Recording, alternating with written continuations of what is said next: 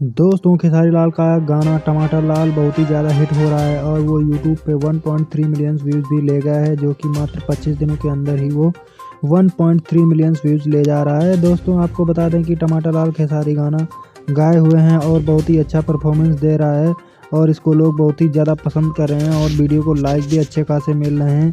आगे की जानकारी के लिए बने रहे हमारी इस वीडियो में। हम आपको बताएंगे खेसारी लाल के बारे में, जो कि बहुत ही टॉप सॉन्ग बनाते हैं, जो कि भोजपुरी के एक सुपरस्टार एक्टर हैं, जो कि फिल्मों में भी बहुत ज़्यादा काम करते हुए नज़र आते हैं, जो पवन सिंह को भी टक्कर देते हुए नज़र आ रहे हैं। इस साल में 2023 में पवन सिंह से ऊपर गाना निकालते हुए खेसारी लाल यादव सबसे नंबर 1 पे ट्रेंड कर रहा है। उनका ये गाना टमाटर लाल, जो कि बहुत ही बढ़िया वायरल हो रहा है।